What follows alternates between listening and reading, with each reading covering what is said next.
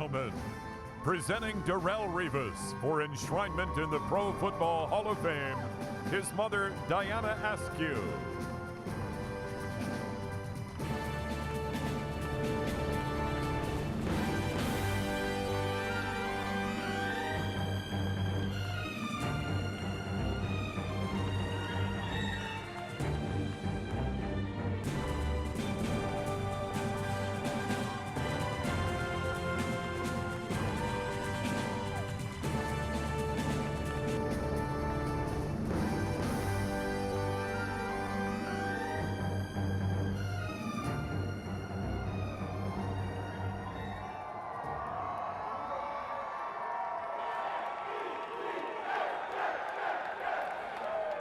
Oh, man. Oh.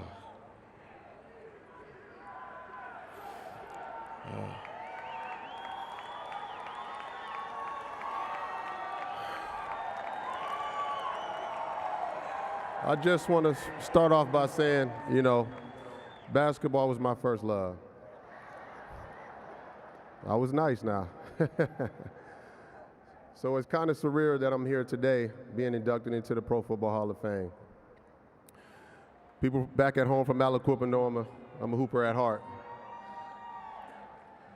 Life is shaped by the choices we make, even if one thing we cannot choose shapes us most: where we come from.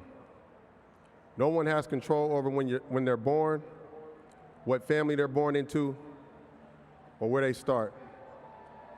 But these things have profound impact on every decision we make and who we become.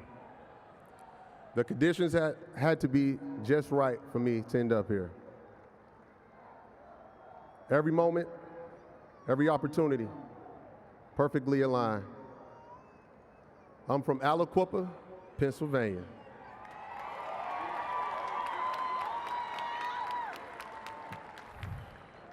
For those of you who never heard of Aliquippa, all you need to know are their three names: Mike Dicker, Tony Dorsett, and Ty Law. My hometown produces legends. Now that you know where I come from, I need to tell you a little bit about who I come from.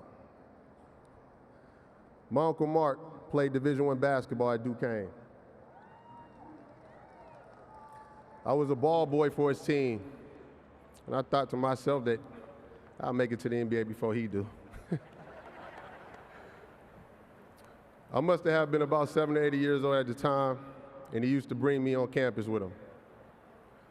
One day we were driving through a neighborhood, a nice neighborhood, and we stopped at the end of a long driveway. I could see a huge house at the end. My uncle asked me, "Would you like to live in a house like that someday?" I said yes. Looking back on that moment now, I realized that was the first time I learned about manifestation and visualization. As kids, we've all imagined ourselves making the clutch play that will our team to victory, but this was different. I was becoming aware of the connection between seeing myself in that house and the intention behind my actions. I've learned early on that if I wanted to be in a house like that, I had to set some goals. Ultimately, goal setting became the core of my preparation and work ethic. If I got my hoop game from my uncle, then you know I got the love of my football game from my Uncle Sean.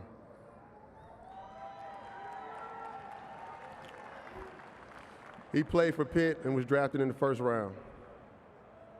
A blueprint I would later follow. Before all of that, I was his finish line.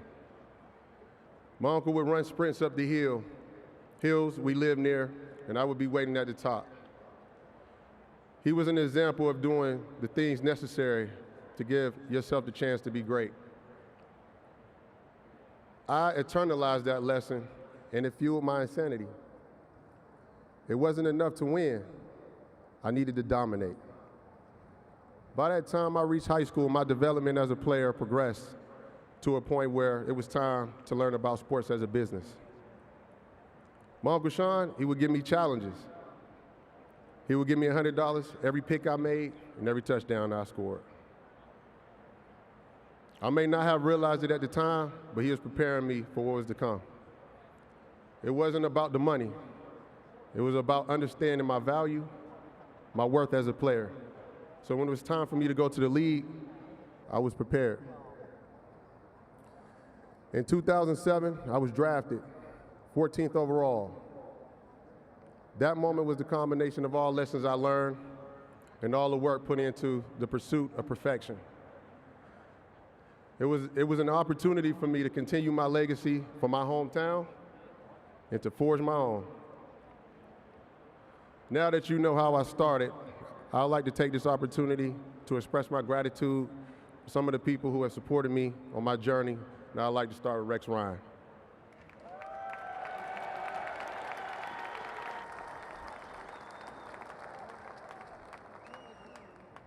Ahead of the new 2009 season, Rex Ryan called me the best corner in football, and I haven't even met him yet. Needless to say, the expectations were high. After our first meeting, I was convinced I'd play my heart out for him. He was crafting a winning culture and told me that he was confident that I was a guy to set the tone for the rest of the team. Rex, thank you for seeing something special in me and motivating me to live up to that potential. Thank you.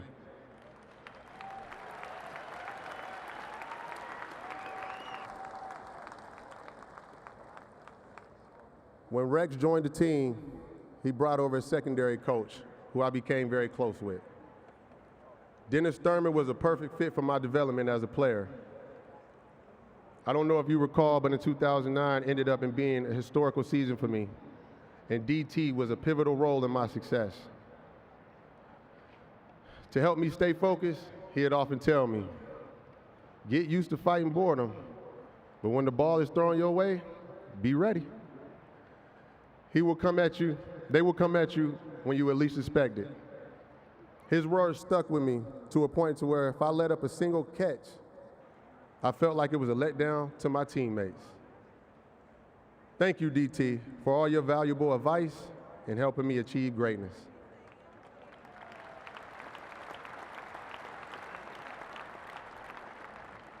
Also, I would like to thank all of my teammates and coaches for making me a better player. I came to work every day with the desire to elevate my game, and you helped me achieve that. It's been an honor to suit up with you every day. I love you guys.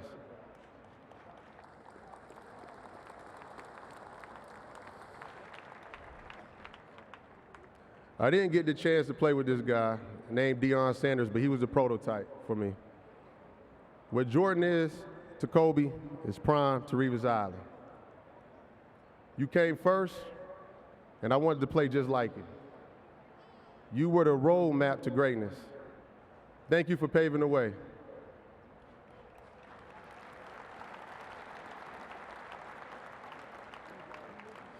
Now, I don't know where my Pop's at. I think I see him there. Thank you, Pops, for teaching me to be disciplined and telling me if I put in the hard work, it'll all pay off. I'm proud of you, and I appreciate you for staying true to who you are. Thank you.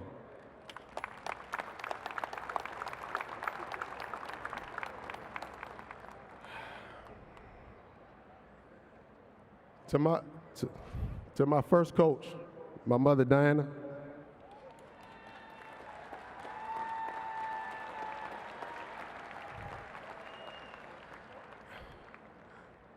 I remember if I wasn't doing well in the classroom, you would take away the very thing I love, which was playing ball.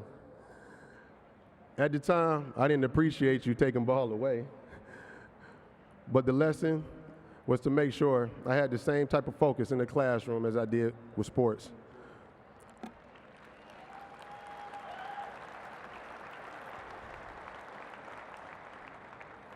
Thank you for always knowing what path I needed to take to make it here to the Pro Football Hall of Fame.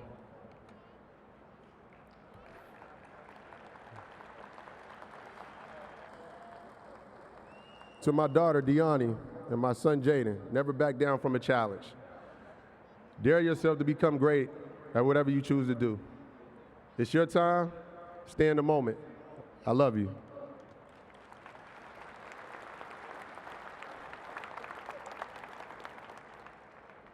Thank you to the Pro Football Hall of Fame Committee and my dear friend, Gary Myers, for voting me into football heaven.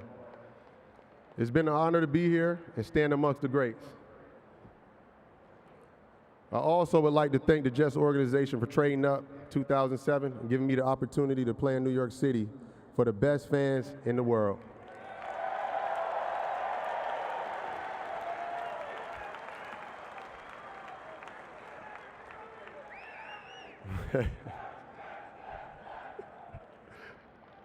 Man, feels like MetLife Stadium in here.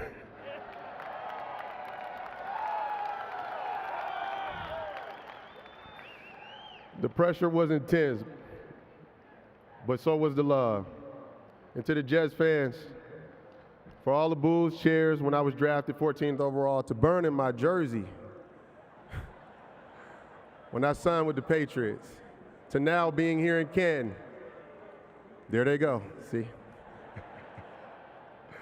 I guess it's safe to say we've been through a lot together. You expected great things out of me. In every single game, I accepted the challenge.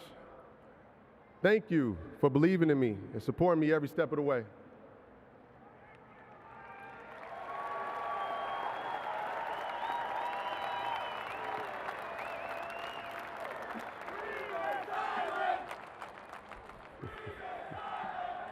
You will always have a place to stay on Revis Island.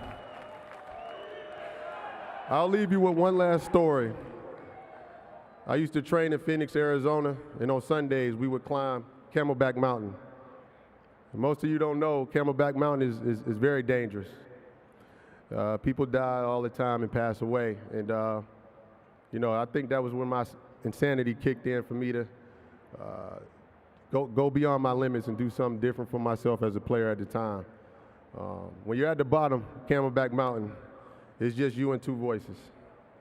The doubt is telling you, damn, this shit's high. I don't know about this. And the believer saying, I will not be stopped from reaching my goal at the top. The competition will always be you versus you. If you stay focused and fall in love with the process, you will always come out on top. Peace and love, everyone. Thank you. God bless.